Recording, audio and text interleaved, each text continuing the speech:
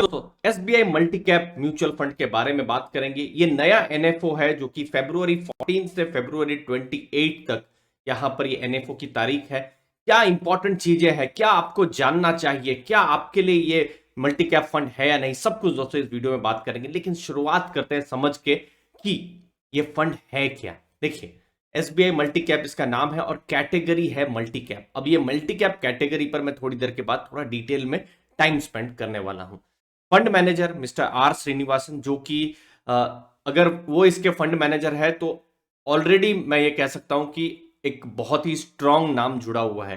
दो एसबीआई के फंड्स हैं, जैसे SBI small cap fund, SBI focused fund. तो मिस्टर श्रीनिवासन ही इसके फंड मैनेजर है, 2009 से हैं और एक स्टेबल कंसिस्टेंट अच्छा परफॉर्मेंस उन दोनों फंड्स का भी रहा हुआ है। तो ये एक बहुत ही बड़ा स्ट्रांग एक पॉइंट है इस फंड के बारे में, एसबीआई मल्टी कैप के बारे में।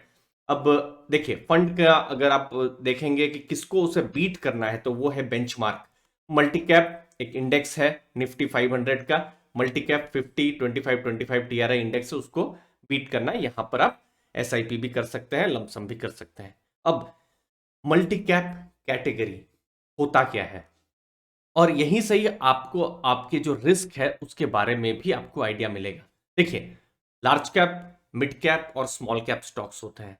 तो मल्टी कैप कैटेगरी तीनों ही कैटेगरीज को एक जगह में लेकर आता है। मतलब ये जो मल्टी कैप कैटेगरी है वहां पर कम से कम 25% लार्ज कैप के स्टॉक्स रहेंगे, 25% मिड कैप के स्टॉक्स रहेंगे, 25% स्मॉल कैप के स्टॉक्स रहेंगे किसी भी मोमेंट पर। और फिर बाकी का जो समय है, बाकी का जो भी 25% है, वो फिर अपने हिसाब से फंड मैनेजर अपने हिसाब से चेंज कर सकते हैं। कभी उनको लार्ज कैप में अपॉर्चुनिटी लगेगी तो वहां वो ऐड करेंगे, कभी मिड कैप में तो कहीं पर मिड कैप में भी वो ऐड करेंगे दोस्तों। अब large cap, mid cap, small cap, ये क्या होता है? देखिए, अगर आप देखेंगे जो टॉप 100 कंपनीज है मार्केट कैप के हिसाब से, वो लार्ज कैप कंपनी कही जाती है। जैसे कुछ नाम, जैसे रिलायंस हुआ, एचडीएफसी बैंक हुआ, इंफोसिस हुआ, एचसीएल हुआ, हिंदुस्तान यूनिलीवर हुआ, या फिर आईटीसी हुआ। तो ये सब कुछ लार्ज कैप की कंपनीज है जो कि टॉप 100 कंपनीज है। फिर उसके बाद 101 नंबर से 250 नंबर की कंपनीज को मिड कैप कहा जाता है, और 250 के बाद 251 के बाद स्मॉल कैप कहा जाता है। लेकिन सबसे ज्यादा पैसा, 70% से ज्यादा पैसा अगर मार्केट में लगा हुआ है, आप समझ लीजिए एक समय एक टाइम के लिए कि पूरी मार्केट में 100 रुपए लगे हुए हैं, तो 75% से ज्यादा पैसा लार्ज कैप में लगा हुआ रहता है, मिड कैप में थोड़ा कम और स्मॉल कैप में और कम। ये एक इंपॉर्टेंट चीजें हैं। तो तीनों कैटेगरी है, तीनों कैटेगरी की अपनी अपनी विशेषताएं हैं। जैसे जो लार्ज कैप की जो 100 कंपनियां हैं, ये जनरली स्टेबल कंपनीज होती हैं, अपनी अपनी जगह में विनर्स होते हैं, डोमिनेंट कंपनीज होती है, और बहुत हद तक मेच्योर बिजनेसेस होते हैं। और यहां पर लिक्विडिटी की भी कम तकलीफ होती है। मतलब कभी भी आपको बेचना है तो आप बेच के निकल सकते हैं। क्यों? क्योंकि मार्केट का लगभग 75% पैसा वहीं पे लगा हुआ है। फिर ग्रोइंग कंपनीज मिड कैप है। मिड कैप कंपनीज क्या, ये भविष्य में लार्ज कैप बन सकती है, तो आपके लिए अपॉर्चुनिटी और ज्यादा हो सकती है, ये ग्रो अच्छा कर सकती है। मतलब जो इमर्जिंग बिजनेस है कल और बड़े बन सकते हैं, ग्रोथ यहाँ अच्छा मिल सकता है, तो वो मिड कैप कंपनीज हुई। फिर 250 या 251 नंबर के बाद की जो कंपनियां हैं, ये स्मॉल कैप्स हुआ है। अब भी आप देखेंगे तो स्मॉल कैप का मार्केट कैप 9,000 करोड़ से नीचे का मार्केट कैप है। लार्ज कैप का सिमिलरली 47,000 करोड़ से ऊपर का मार्केट कैप है। तो वो आप देखेंगे तो ये एक इंपॉर्टेंट चीज हो जाती है। तो जब स्मॉल कैप में आप देख रहे हैं तो इनकी पोटेंशियल बहुत है अच्छा परफॉर्मेंस करने की। लेकिन कभी कभी मार्केट बहुत ज्यादा अगर खराब हो, जैसे बहुत रिसेंट में 2018 का मैं एग्जांपल दूं, तो मार्केट में जब इलिक्विडिटी हो जाती है तब बेचना भी मुश्किल हो जाता है। तो वो एक डिसएडवांटेज इनफैक्ट उस समय में होता है। बाकी स्मॉल कैप कंपनीज जो है ज्यादा रिसर्च भी नहीं होती है, तो वहां अपॉर्चुनिटी भी बहुत ज्यादा हो सकती है, लेकिन लॉस होने के चांसेस भी ज्यादा हो सकते हैं। अब मल्टी कैप कैटेगरी कहां पर फिट हो सकती है?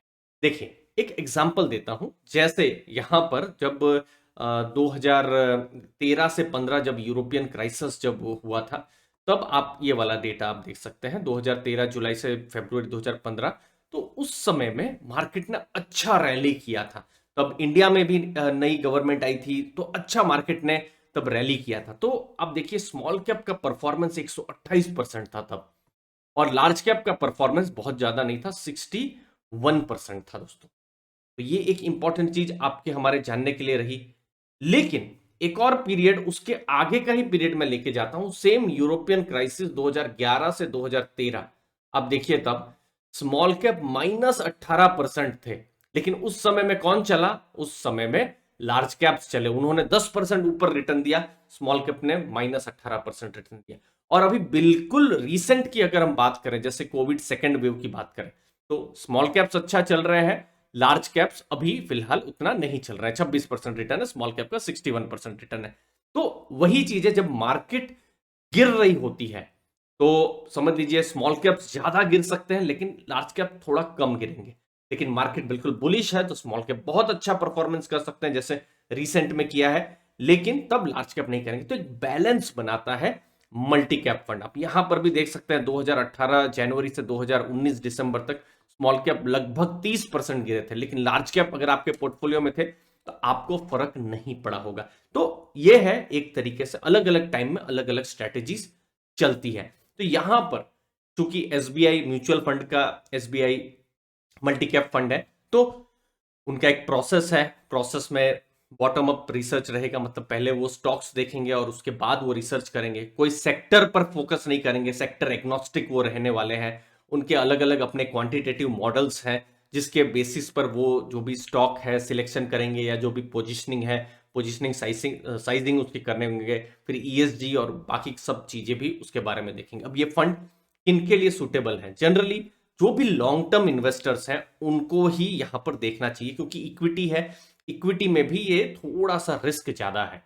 क्योंकि ऐसा भी समय हो सकता है जब मार्केट बहुत ज्यादा गिर जाए, तो स्मॉल कैप तो बिल्कुल गिरेंगे ही, लेकिन समझ लीजिए आपके पास कोई लेट से लार्ज कैप का कोई म्यूचुअल फंड होता तो उनके पास स्मॉल कैप नहीं थे, तो वो कम गिरेंगे।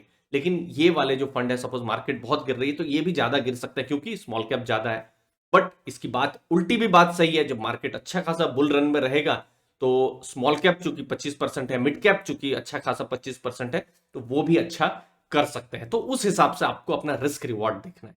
जनरली आप लेट से रिटायरमेंट को अप्रोच कर रहे हैं तो अपने फाइनेंशियल एडवाइजर की जरूर सलाह लीजिए, क्योंकि उस समय में आपके लिए रिस्क ज्यादा हो सकता है। लेकिन आप लेट से जॉब में है नए, या फिर जॉब अगले अगले 15-20 साल तक आप अपनी स्टेबल इनकम जॉब के द्वारा देख सकते हैं, लॉन्ग टर्म के बारे में आप सोच रहे हैं 5 साल से ज्यादा, तो फिर आपके लिए ये फंड सही हो सकता है। ये फंड अगर आप ऐसा स्टॉक, ऐसा फंड चाहते हैं जो large cap, mid cap, small cap तीनों जगह का आपको फ्लेवर दे, तो वो उसके लिए आपको ठीक हो सकता है। लॉन्ग टर्म के लिए तो है ही, फिर इक्विटी में भी आप इन्वेस्ट करते हैं तो एक तरीके से आपके लिए भी थोड़ा सा डाइवर्सिफाई हो गया। लेकिन रिस्क को बिल्कुल ध्यान में रखें, वो ज्यादा जरूरी है। मतलब अगर आपकी लेट से समझ लीजिए आपकी आपकी मंथली इनकम लेट से 20,000 है, लेकिन आप 10,000 की एसआईपी कर देते हैं, तो फिर वो थोड़ा सा लॉजिकल नहीं रहेगा, तो फिर आपने कुछ ज्यादा ही रिस्क ले लिया। तो इसीलिए अपना एसेट एलोकेशन भी उस मोमेंट पर करना बहुत ज्यादा जरूरी है। तो ये कुछ इंपॉर्टेंट बातें रही दोस्तों। लास्ट में क्यों एसबीआई मल्टी कैप फंड ये है, क्योंकि एग्नोस्टिक है, सेक्टर एग्नोस्टिक है, क्योंकि कोई सेक्टर को fund manager mister Srinivasan follow नहीं करेंगे, बॉटम अप स्ट्रेटेजी को रखेंगे, स्टॉक को देखेंगे, उसका रिसर्च करेंगे, और फिर उनके जो भी हाई कन्विक्शन प्ले है उन्हीं पर ही वो फोकस करने वाले हैं दोस्तों। तो ये सब कुछ इंपॉर्टेंट चीजें रही है इस फंड के बारे में। हमने यहाँ पर रिस्क के बारे में भी बात की है, इसकी पॉजिटिव के भी बारे में बात की, जैसे कि एसबीआई एक फंड हाउस का रिस्पेक्ट है आज इंडिया में नंबर 1, अगर फंड हाउस अगर एसेट्स के माध्यम से अगर हम देखें तो एसबीआई है। तो वो एक रिस्पेक्टिव नाम है, मिस्टर श्रीनिवासन, वो एक बहुत बड़ा पॉजिटिव है।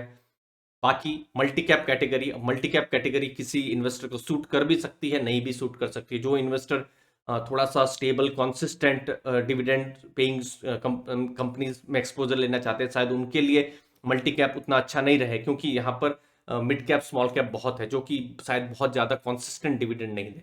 लेकिन जो इन्वेस्टर कम से कम अपने 15-20 साल जॉब में रहना चाहते हैं या रह सकते हैं, और उनकी इनकम आती ही रहेगी, तो उनके लिए एक मल्टी कैप का भी थोड़ा सा एक्सपोजर उनको सोचा जा सकता है दोस्तों। बाकी अपने फाइनेंशियल एडवाइजर की जरूर सलाह लीजिए। मुझे उम्मीद है आपको वैल्यू मिली होगी। आपके कीमती समय के लिए बहुत बहुत धन्यवाद।